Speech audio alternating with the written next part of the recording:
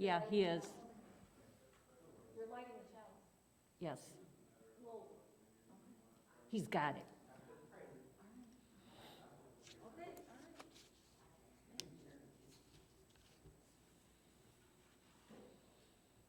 Just want everybody to be on their toes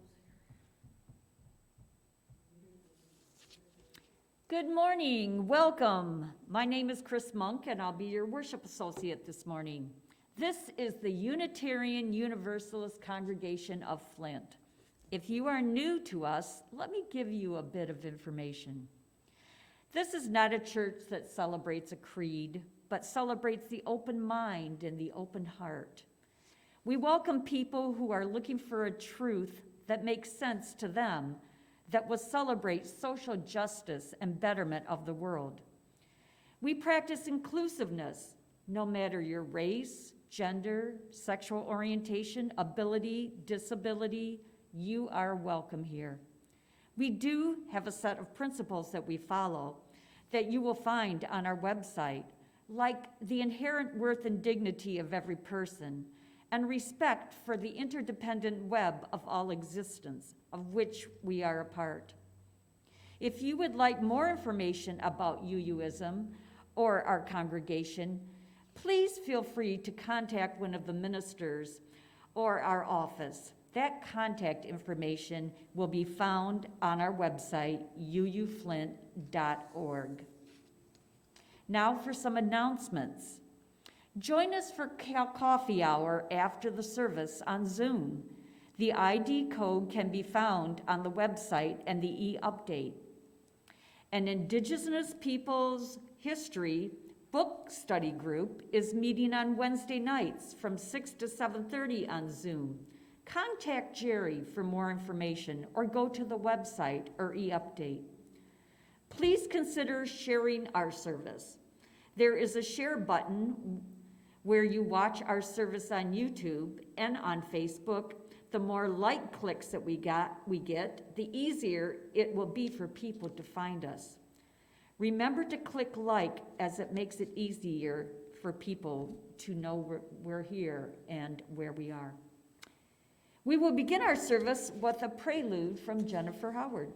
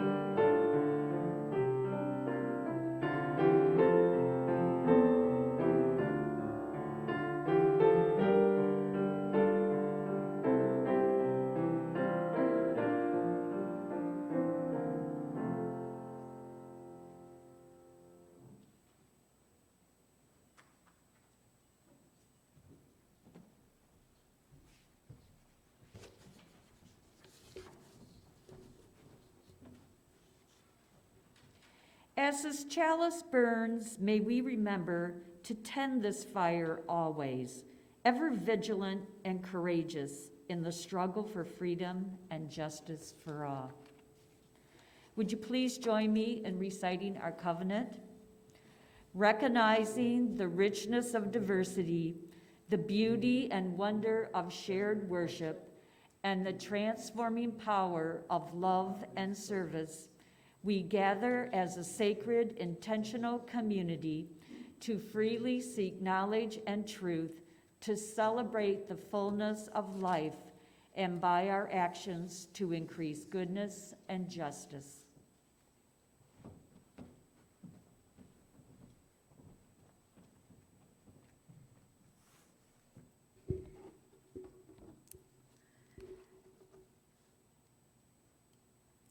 Our opening words this morning are by Tamara Labak.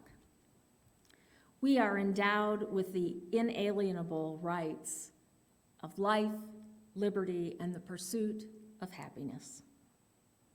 Let us remember this day that in this country there is no national religion, there is no superior race, there is no preferable gender or orientation. We gather holding a common value, that the glory of this country rests first and foremost in its diversity. Out of many ideas, out of many beliefs, out of many views, out of many voices, out of many passions, out of many experiences, we are one. Help us to never forget that we need not be alike to live and love alike. We ask for forgiveness this day for our national and individual transgressions. When we have chosen inaction or silence in the face of injustice and abuse of power and our failure to claim our own. We ask for forgiveness for when we have not known our own neighbor, fed our hungry, or equipped our future generations with knowledge and love. We ask for a blessing on this nation according to our own faith and forms, and pledge our voice in support of moving closer and closer to freedom. These and the prayers of our hearts we pray now, in the names of those who have come before and those who are yet to be, in the names of all of the helpers of mankind and humankind.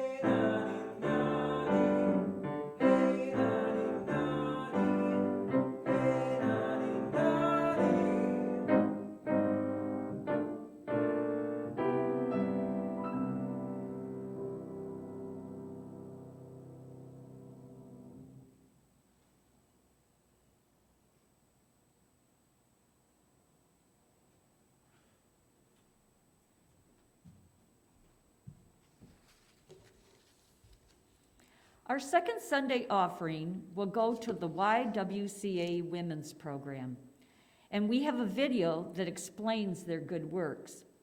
If you choose to give to this very worthy cause, just put YWCA on the memo line of your check to our church.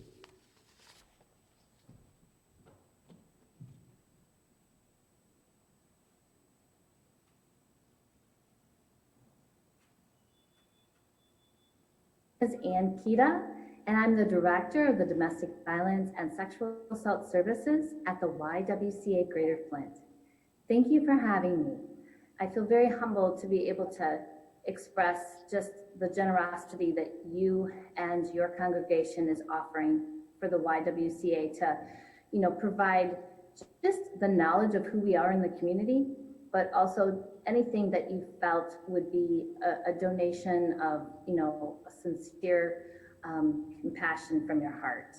So I'm here to explain about who we serve and what the type of services that we offer. The YWCA of Greater Flint is about eliminating racism in the community and also empowering women.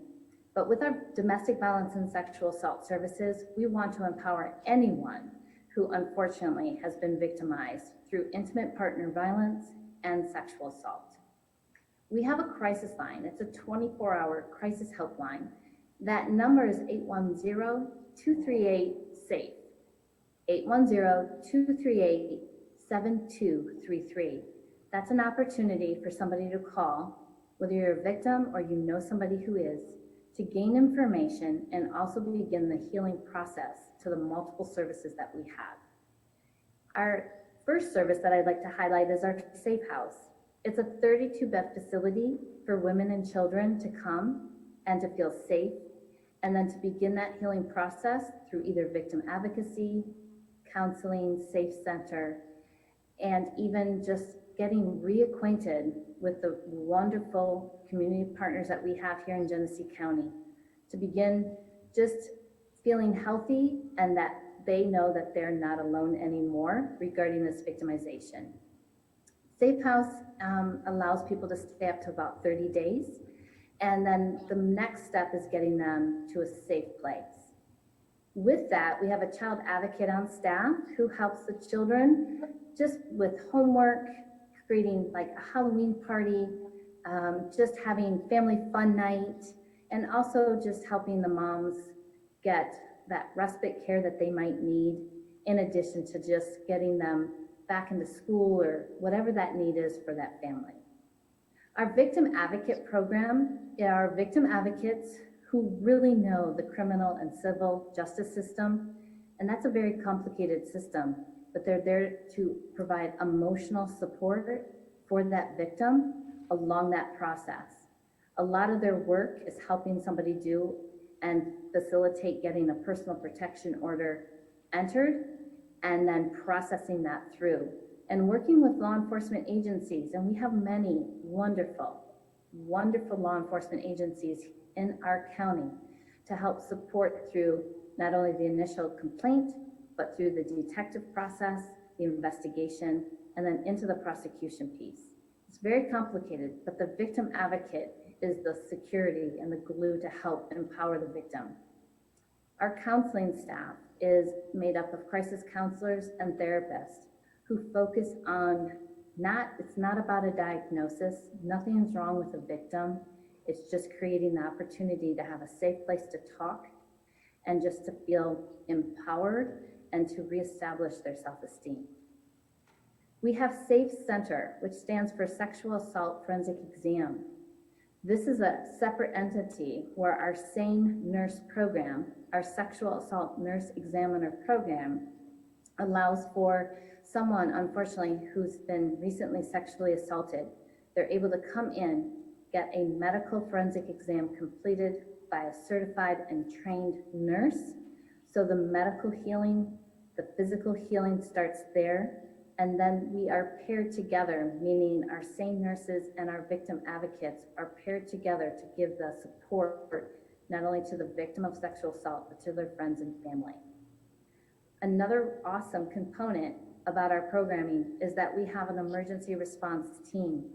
That emergency response team is an advocate who's on call 24/7 that are responding out to the hospitals for intimate partner violence individuals who come into the ER, and also for sexual assaults that are coming to the emergency rooms. And then we help begin at that initial stage to begin that, like I said, many, many times, this is a healing process.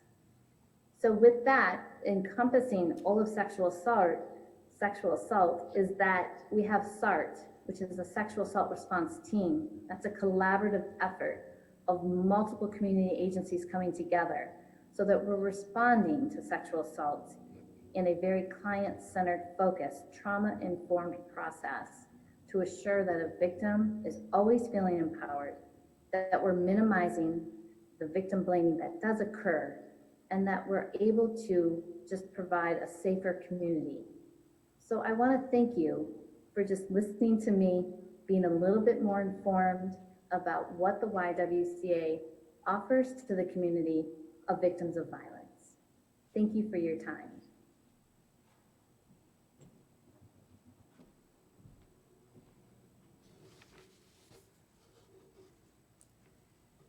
Good morning. Let us be in an attitude of prayer and meditation. Loving and transforming grace, source of creation, who some know as God, be with us now. We have endured the hard night of struggle for our nation's soul, for lo these many months, and find ourselves looking inward, or to each other, to all fonts of wisdom for guidance. Some have experienced moments of rejoicing for glass ceilings that have been shattered, for a sense that our chosen candidate has prevailed. And some may be in deep mourning for the loss of the person they supported and believed in, so that now they are in the pit of despair. Where do we go next? How do we mend the wounds of this nation, born out of an audacious and tentative experiment in democracy? How do we become united once more? On this day, on all days going forward, let us look to ourselves, into each other's eyes, to the skies, as we recognize that we must find ways to join together as never before if we are to build the future we dream of. Alone, we will surely fail. Separated, we face defeat. But together, summoning up those angels Lincoln spoke of long ago, we may yet redeem our country's greatest hope of one nation, respectful and loving of all people, to give birth again to the dream. Let us join now in silent prayer and contemplation.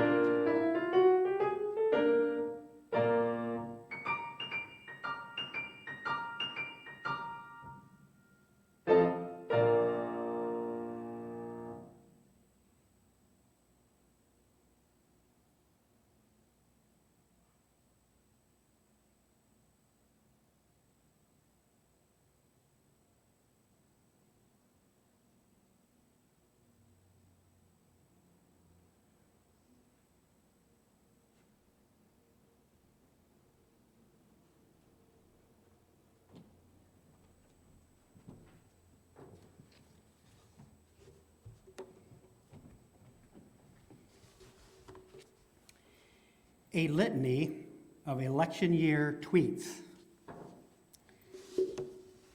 Jimmy Fallon on The Tonight Show challenged his viewers to tweet hashtag the presidential debate in 6 words. Here are a few.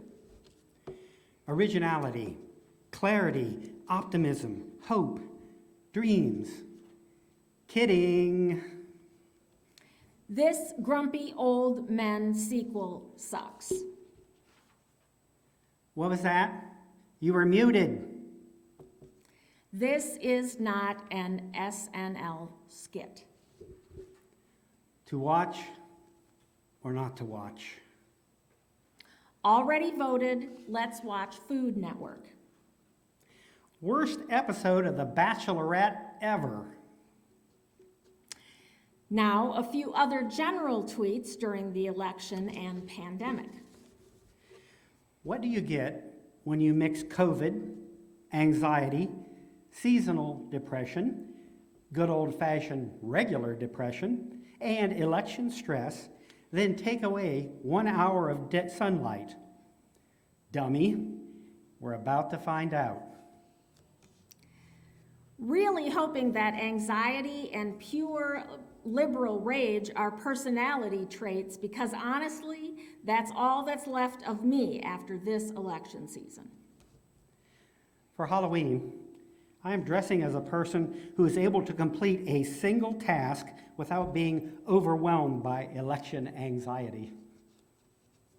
Debate drinking game.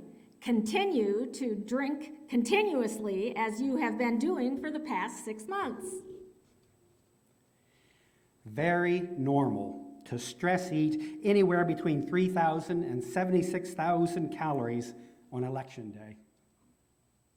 Fun game.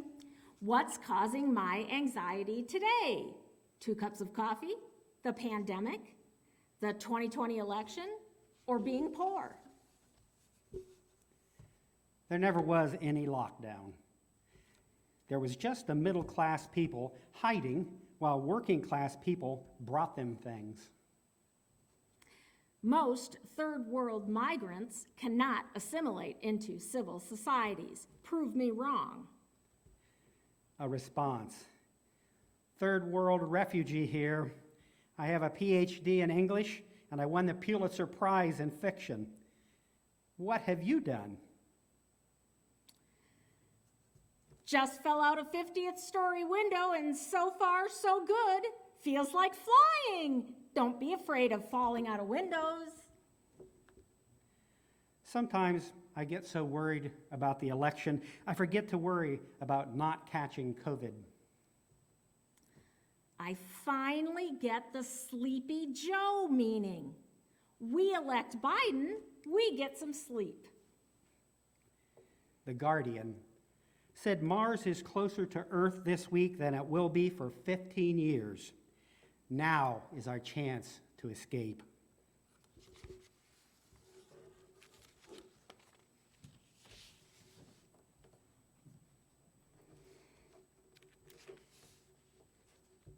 In April of 2004, I marched with 1.3 million other people, my close friends, in the March for Women's Lives. I led a group of 24 people from my congregation in Toledo in a 24-hour whirlwind trip to demonstrate in Washington, D.C. At the time, it was the largest march on Washington in U.S. history. And I remember as we were winding along the road toward the National Mall, we walked past the White House, and there was just some of that red wooden picket snow fence between us and President W. at the time. I was reminded of that when I heard that a non-scalable fence was being placed around the White House the day before the election to protect the current president from possible protesters. There are plenty of walls in this world, on the border, around wealthy communities. There was a blue wall that everyone was talking about during this election. But as Unitarian religious educator Sophia Lyon-Falls said, walls encourage exclusiveness and the feeling of being especially privileged. Walls are divisive, and they separate the saved from the unsaved, and they keep enemies from ever becoming friends. Well, this has been exemplative of the entirety of the most recent presidency, it seems to me, except when it was time to stay inside and encourage others to do the same due to the pandemic, rather than to gather thousands of people together at their peril in small spaces without masks. German liberation theologian Dorothy Serla wrote that apatheia, the inability to suffer, is a condition in which people become so dominated by the goal of avoiding suffering that it becomes a goal to avoid human relationships. I believe that our current president spends a lot of time watching people on television and telling Americans through Twitter how much he is like them, but has avoided any real connection with real human beings to understand who we are and what it means to be an average citizen. It has made him isolated, apathetic, and today almost powerless to the point of desperation based on what we have witnessed recently. Today, as we record this, there are no official results of the 2020 presidential election, but it is clear to most people that Joe Biden will be president-elect. What has transpired since Election Day has disgusted, angered, dismayed, frustrated, and disappointed many people. While I assumed there would be winners and losers that would be either elated or deflated by election results, I see now that my vision of this election was a little too simplistic. There was some good news, to be sure, but I think we must acknowledge that a great cloud hangs over all of this. Or, as late-night host Stephen Colbert explained, we are being taken down a dark path. In fact, Colbert tore up his original monologue for Thursday night. He put on all black clothing, and choking back tears, the comedian commented on the speech President Trump made Thursday, shortly before he taped his late-night show. As I'm sure you know, earlier that evening, Joe Biden had given a speech, very brief, urging Americans to be calm and patient while ballots were being counted, in contrast to later in the evening when the current president suggested that only legal ballots should be counted, and then he would remain president. Trump's speech was said to have been filled with lies and baseless claims, and actually some networks cut away from the speech before it was finished. Stephen Colbert's commentary was powerful, and I think it spoke to the point. When I originally conceived of this sermon, I thought I would just say, whether you won or lost this election, the fight would go on. But instead, I've had to go a different direction. So I want to start with where Colbert left off and give you a small portion of what he said. He said, around 7 p.m., the president came out into the White House briefing room and lied for 15 minutes. Just nonsensical stuff about illegal vote dumps and corrupt election officials and secret Democratic counting cabals. For weeks, we've been talking that Trump would probably come out and pretend he won and accuse everybody else of cheating. What I didn't know is that it would hurt so much. This is heartbreaking for the same reason that I didn't want him to get COVID. Certainly why I didn't want him to die. because he is the President of the United States. That office means something, and that office should have some shred of decency. Now, we always knew that he would leave a stain there, and not just from his butt bronzer, because everything he did, everything, is now in some way presidential behavior, including this. Unless every single person rejects what he just did. Because for evil to succeed, all that is necessary is for good men to do nothing. Because Americans are going to count something else, starting right now. They're going to count who was willing to speak up against trying to kill democracy. And they'll count who will stay silent in the face of this desperate attack on the bedrock institution of this truly great nation. Because he just attacked the thing that makes us the most great. And it's time for you all to mean what your hats have been yelling. And by the way, if Trump is right, if Joe Biden did pull the strings behind the scenes in Republican states like Arizona and Georgia, while coordinating with Democratic states like Pennsylvania and Nevada and Wisconsin and Michigan, and throwing in the red herring of letting Republicans keep the Senate and gain a few seats in the House while just barely removing Donald Trump, wow, I mean, kudos to that level of interstate coordination. I mean, anyone who could accomplish that many things at once right now, really, would that be the president we could use during a global pandemic? Well, Colbert, like the rest of us, looked forward to the election ending before this. We hoped that soon we could breathe better, sleep better, eat better. We'd move forward like mature adults, come what may. But having both the pandemic and this election together has just been overwhelming. Some people have had to just swear off the news and just get away from it all. Others of us have been banned to other parts of the house if we insisted on watching the debates or the droning of John King on CNN while he scribbles numbers on his magic board. But none of us thought it would ever get worse than 4 years ago. Heck, no one thought it would get worse than Bush v. Gore. But Tuesday night, I was driven to drink twice as much alcohol as I normally do. That means 2 beers instead of 1. And Thursday night, one of my favorite political comedians was brought to tears. That was tough to watch.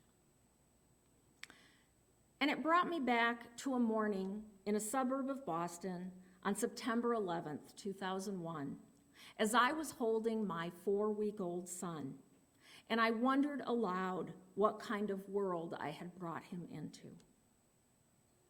I wondered if he was going to be safe. I wondered if he would have a country to grow up in. And then again, I remembered November of 2016, when I looked at him at 15 years old, and I worried again. How was his world going to change? Would there be a war? What was going to happen to the poor and disenfranchised?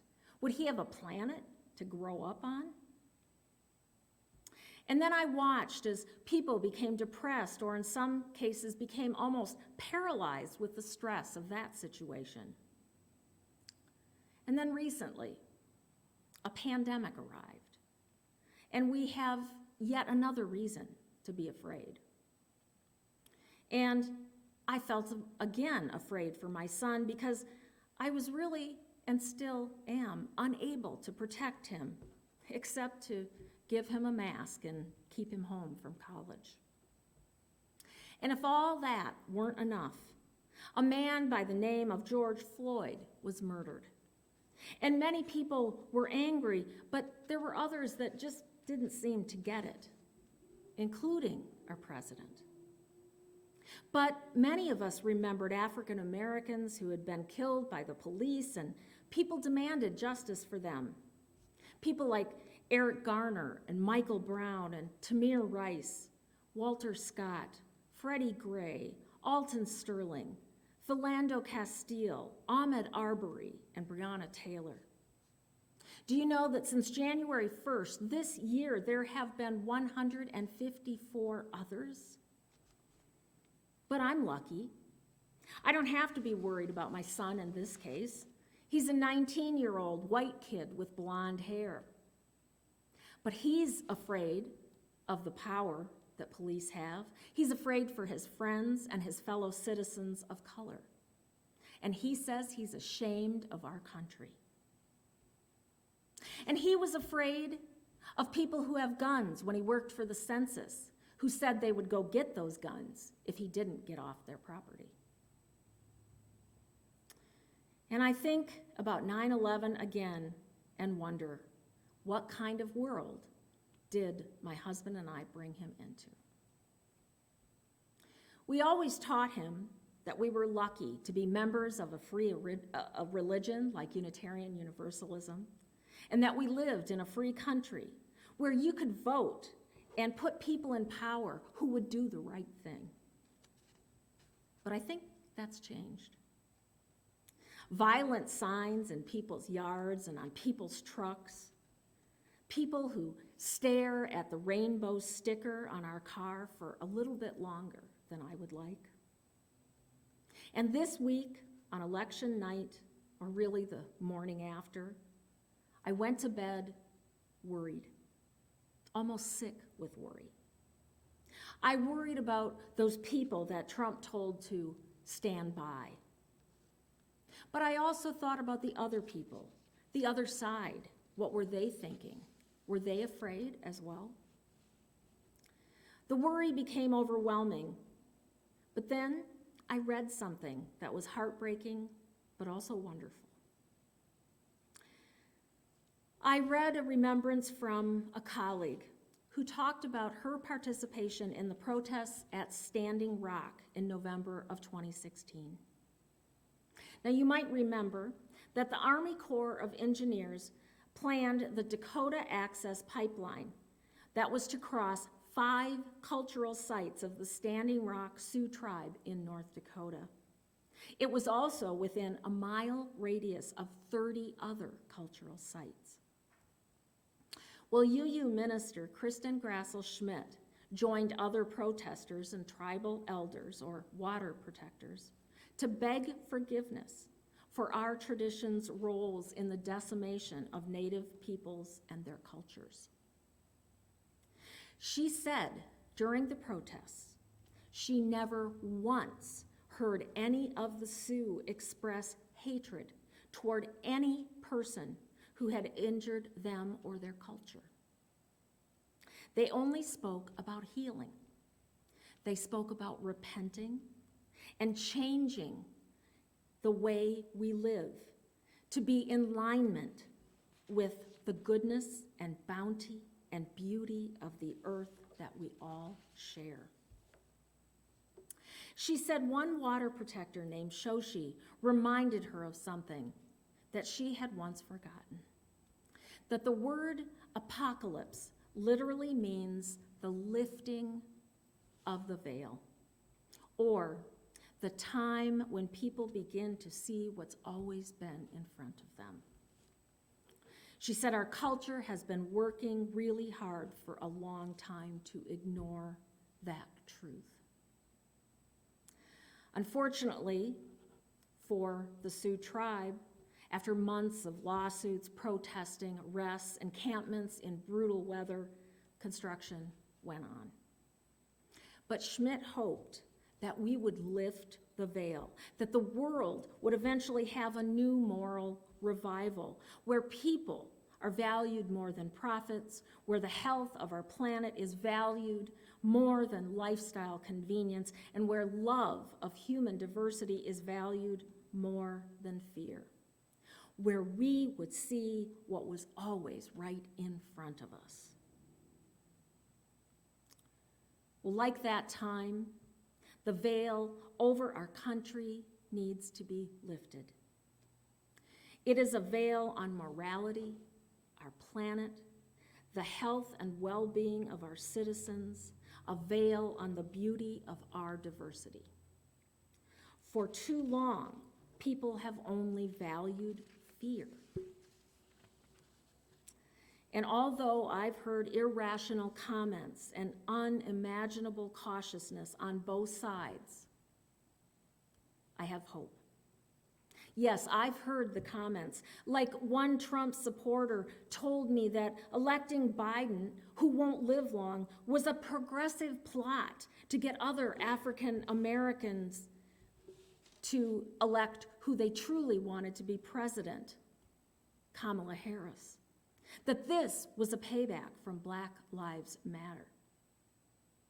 Someone said that they think someone will assassinate Biden before he takes office. And I also heard someone say that they heard on the news that Biden was a socialist. I heard CNN report that the day after the election, airspace was cleared over Biden's home in Delaware to keep him safe. And someone in my family wondered if any of our car bumper stickers might make us a target for road-raging Trump voters. Yes, this is an abnormal election, if there ever was one. And a president calling it a major fraud on the American public, an embarrassment to our country. Our own president, sworn to uphold the Constitution, said, "We want the law to be used in a proper manner. So we'll go to the U.S. Supreme Court. We'll have voting stop." He said, "To me, this is a very sad moment, and we will win this." And I finally agree with him. Yes, this is a very sad moment for many reasons, but I am filled with hope. When a people who has suffered over a century of loss and theft and violence, as Schmidt described the Sioux, can remain peaceful and strong, and smudge and bless the white people who stood with them, even though it was the white lifestyle that contributed to the hunger for oil that destroyed their lands. If they can speak about healing and changing the way we live together, then yes, we all can. And I know there's still challenges. Even with a Biden presidency, he may not have the Senate yet. He doesn't have the Supreme Court. He still has to deal with systematic racism and police brutality. COVID transmission is at an all-time high. Unemployment is almost 8%. For African Americans, it's 12%. Almost 8 million Americans have fallen into poverty since May because of the pandemic. No, the vote counting is not the end of this election. It is only the beginning. And there continue to be plenty of differences even among those who supposedly won. Public option or Medicare for all, clean energy or fracking. Can we get people some financial assistance, rent freezes, free college, student loan forgiveness, Wall Street regulation? How high should taxes go? Should we defund the police? How radical should gun control go? Should we decriminalize drugs, decriminalize border crossing, eliminate deportations, decrease border security?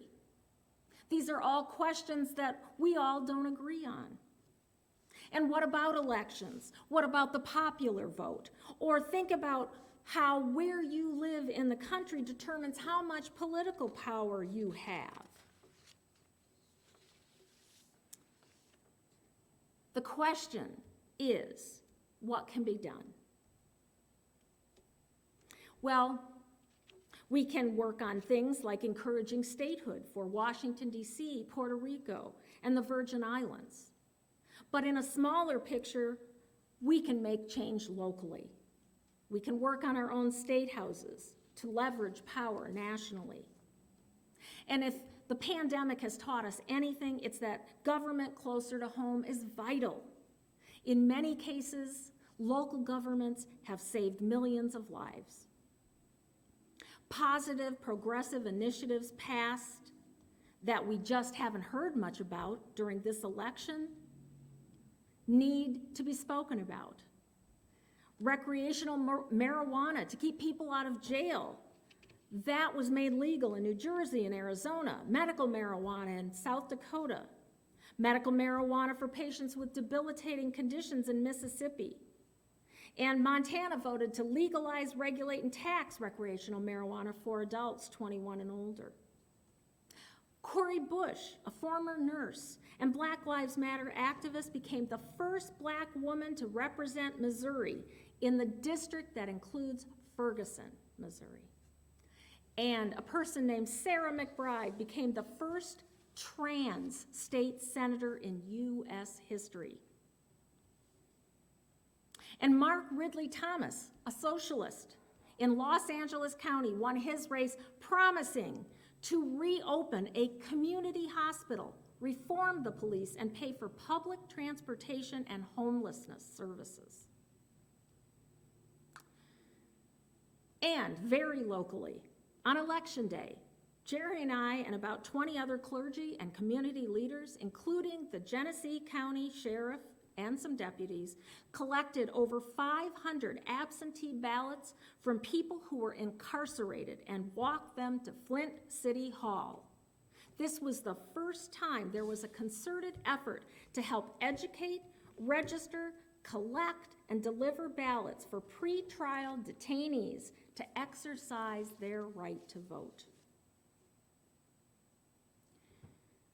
We need to do things locally. Someone needs to begin to think that there is not an us and a them. You know, someone asked me whether I thought our congregation would grow if Trump won. I didn't know what to say, but as I thought about it, I think we will all thrive. Our country, our city, our congregation, not whether someone wins or loses, but when we all see our brothers and sisters as ourselves. Abraham Lincoln said it best at his second inaugural address in 1865 when he said, "With malice toward none, with charity for all, with firmness in the right, let us strive on to finish the work we are in, to bind up the nation's wounds, to achieve and cherish a lasting peace among ourselves and with the world." May it be so.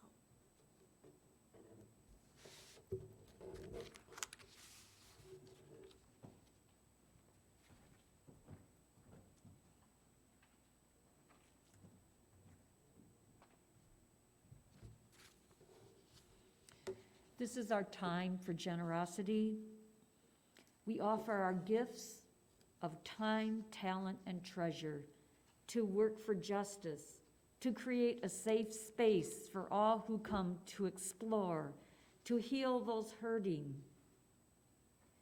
You can give your gift to sustain this beloved community online at uuflint.org or by sending a check to the church office. All gifts are gratefully accepted.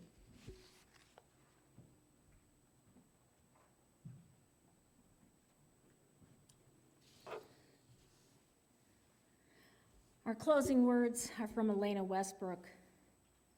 Go in hope, for the arc of the universe is long and we can bend it toward justice. Go in courage, for together we have the strength to confront injustice in our daily lives and in the larger world. And go in love, because a holy and generous love is both the reason and the means by which we transform lives.